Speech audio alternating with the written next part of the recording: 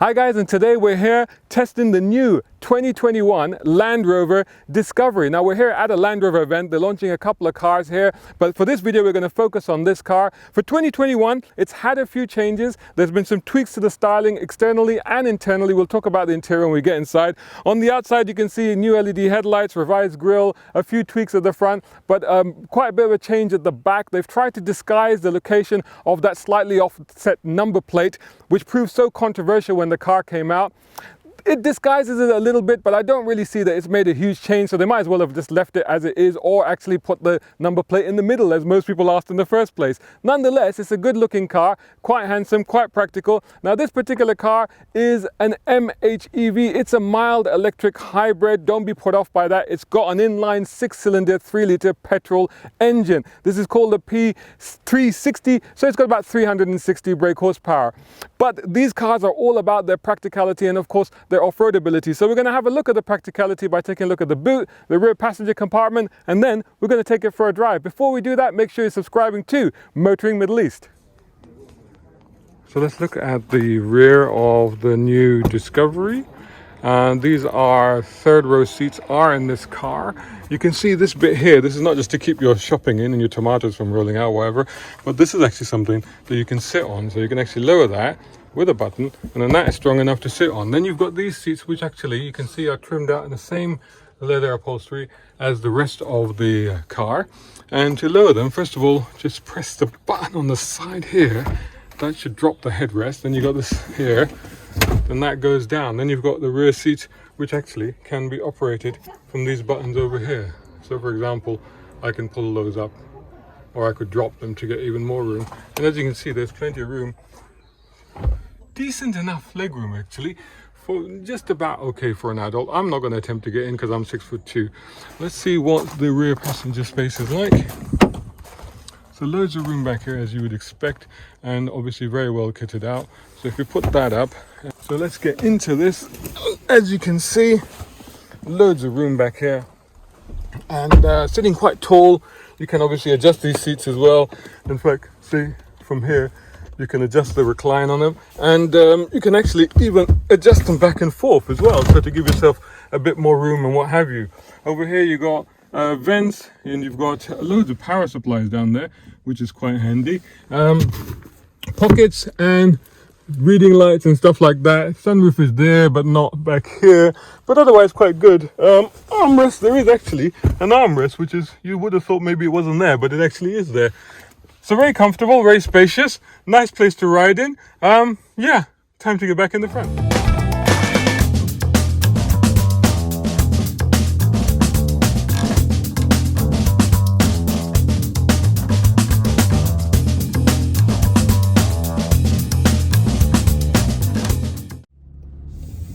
So here we are in the Discovery P360.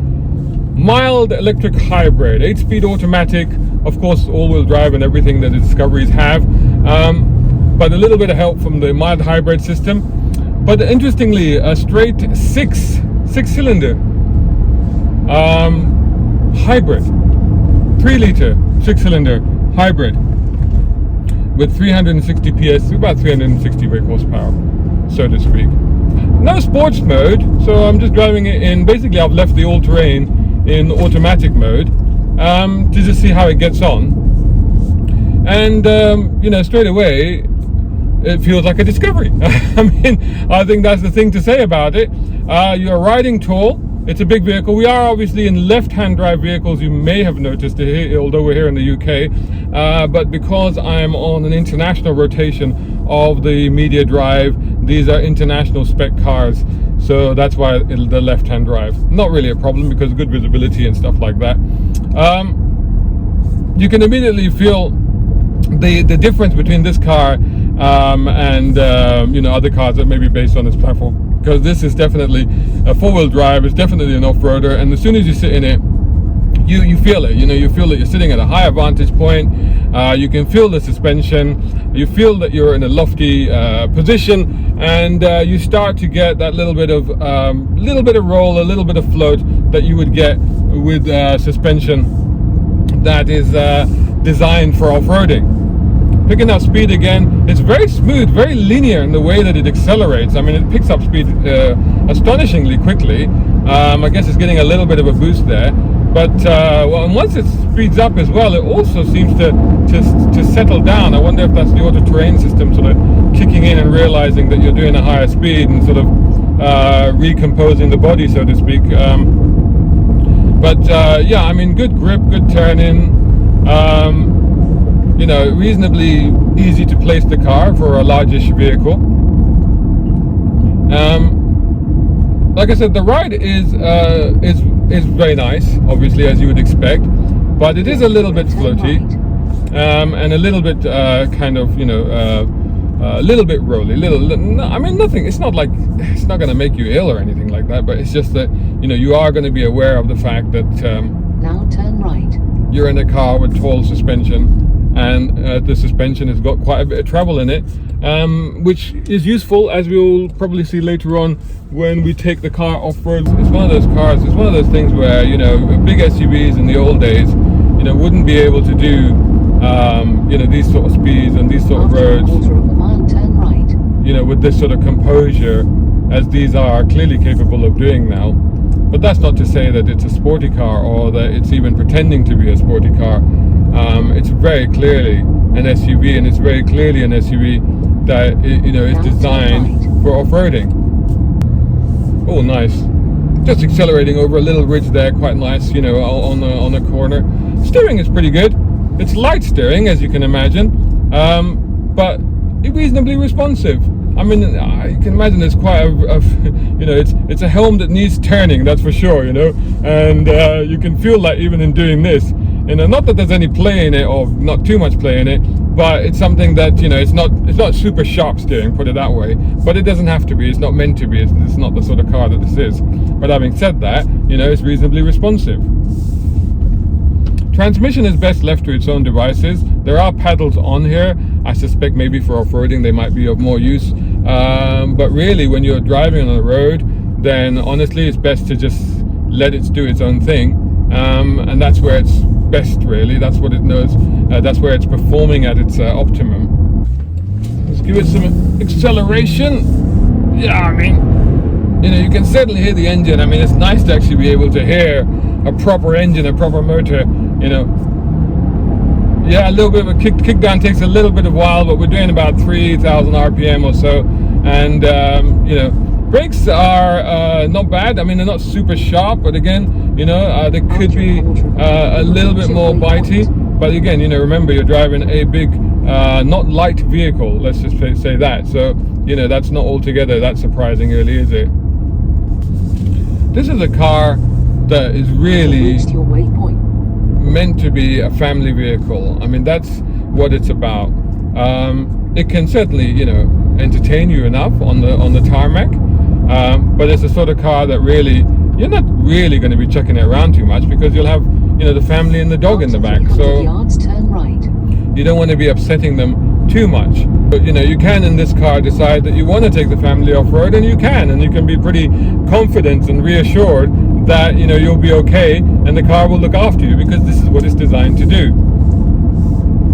The experience of driving the car really is not hugely different from what it's been in the Discovery. That is to say that it is exactly as you'd expect it to be: comfortable, lofty. You feel reassured. You feel it almost retains that sort of, you know, regal attitude that Land Rovers and Range Rovers have. And you know, the best thing about it is I can put my shoulder, my elbow actually on the windowsill, and if the window was down, that'd be even better. And you can really lord it amongst the proles, if you like, in a vehicle of this sort. Lord of the Manor style, you know.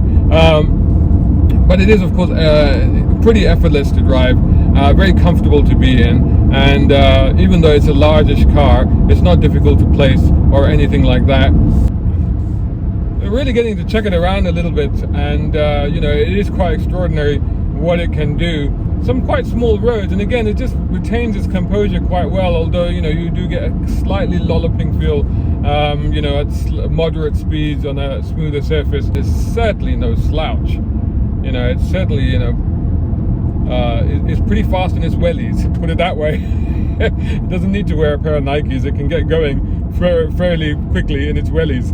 So, which it appears to be always wearing. It's always ready, to put it that way, even though it's a nice sunny dry day today. But it's one of those cars where really, it's a do-it-all. You know, it's a good all-rounder. It's a case of, you know, this is the car you can buy and you can keep, and it'll do everything you need it to do. Plus, you know, it'll hustle along fairly quickly on little roads like this as well, which is quite nice, isn't it, really? So, of course, here we are in the off-roading bit. I said there would be some off-roading. This is Land Rover.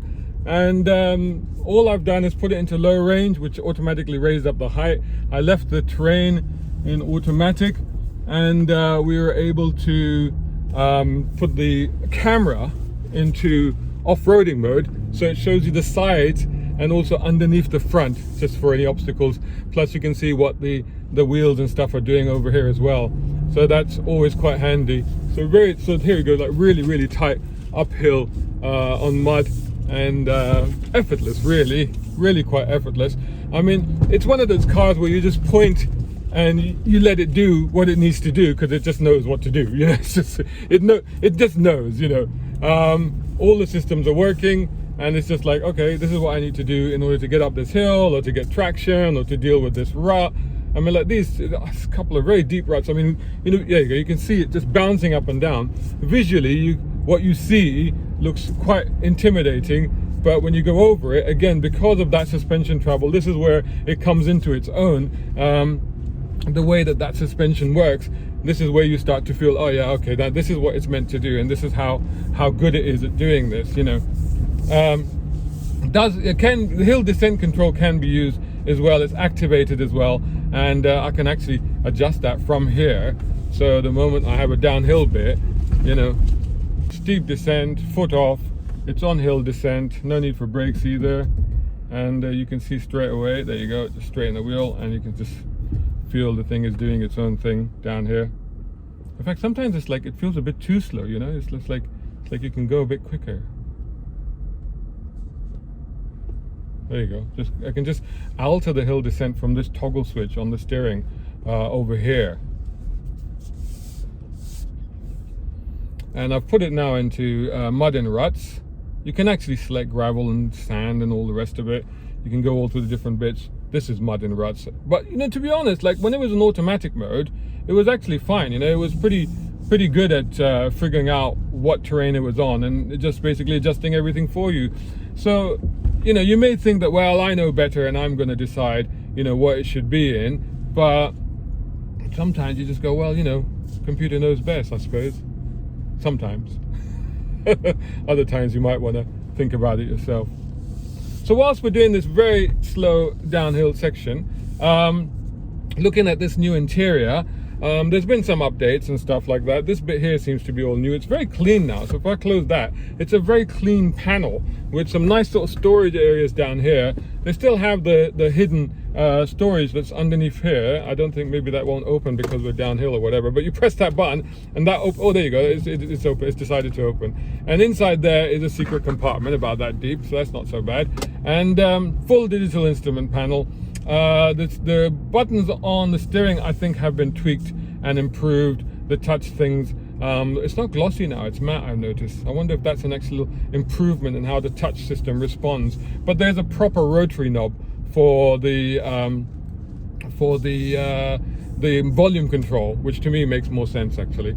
So there you go. I think I can just continue at normal momentum now. But seats are very, very comfortable, extremely comfortable seats, especially when you're doing stuff like this. You want to be comfortable, right? Because you are getting bounced around a bit. But no real issues, really comfortable, really handy. But yeah, absolutely effortless. So there you go, really, really good. Again, big thumbs up for Discovery. Let me know what you think of it in the comments above below elsewhere.